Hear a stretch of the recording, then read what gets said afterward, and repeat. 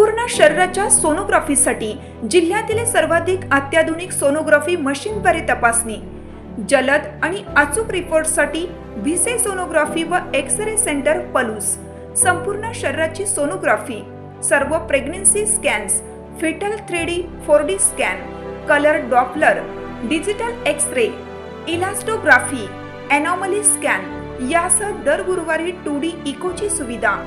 Bhise sonography व X-ray centre Palus, जुने Marathe Bhise hospital जवळ, कन्याशाळा रोड, पलूस। भक्ताची जमीन हिरावणारा रस्ता कोणत्या देवाला हवाय? जयंत पाटील यांची सरकारवर बोचरी टीका।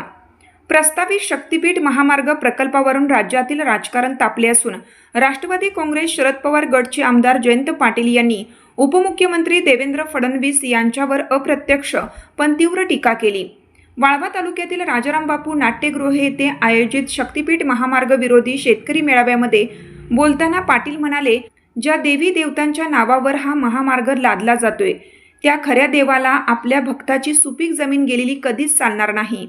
मात्र महाराष्ट्रातील एका विशिष्ट देवाला हे चालत आहे, त्या देवाला मी साष्टांग नमस्कार घालतो, अशा शब्दात त्यांनी टोला लगावला। पाटील पुढे म्हणाले की आम्हाला सर्व देव पावले आहेत, पण एकच देव पावायचा राहिला आहे। देवेंद्र फडणवीस यांनी जुना रस्ता पाहावा किंवा पर्यायी मार्ग शोधावा, हा विनाशकारी प्रकल्प रद्द करावा। कोणतीही मागणी नसताना हा महामार्ग शेतकऱ्यांच्या माथी मारला जात आहे।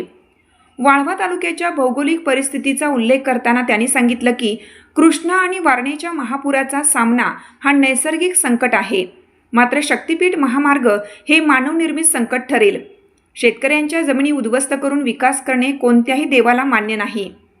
सरकारला इशारा देताना पाटील यांनी वाळव्याच्या क्रांतिकारी परंपरेची आठवण करून दिली। हा तालुका क्रांतिसिंह नाना पाटील यांच्या वारशाचा आहे। अन्यायाविरुद्ध लढण्याची परंपरा येथे आहे, त्यामुळे शेतकऱ्यांनी एकजूट होऊन या संकटाचा सामना करावा, असे आवाहन त्यांनी केलं।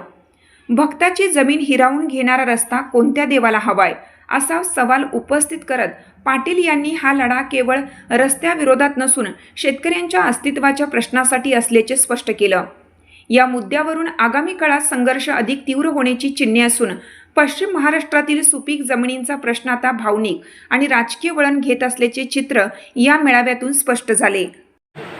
की ज्या देवदेवतांच्या दर्शनासाठी हा महामार्ग केला जातोय असं सरकार म्हणतंय, त्यातल्या एकाही देवाला आपल्या भक्ताची जमीन गेलेली चालणार नाही। मग एकाही देवाला चालत नसेल, परंतु महाराष्ट्रातल्या एका देवाला पाहिजे,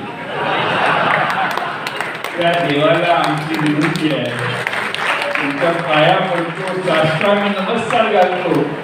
मी माझ्या तालुक्यासाठी पाहिजे तेव्हा लोळण घेऊन मुंबईला येतो, तर आमच्या तालुक्यातनं ही रस्त्याची भिंत काढा, कारण ह्या तालुक्याने विनंती करून गोड बोलून सुरुवात आम्ही करतो। तर आमची परंपरा नाना पाटलांची, त्यामुळे आम्ही सगळे या ठिकाणी एकसंघपणाने आलो। तर जरा आमची विनंती आहे, मी जास्त पुढचं लांब बोलत नाही, पण माझी देवाला विनंती आहे की जुना रस्ता जो होता ते बघा, आणखीन काय आम्ही काय दुसऱ्याचं काय करा असं म्हणणार नाही। आणि देव आम्हाला पावलेला आहे, आमचा देव आमच्या बरोबर आहे।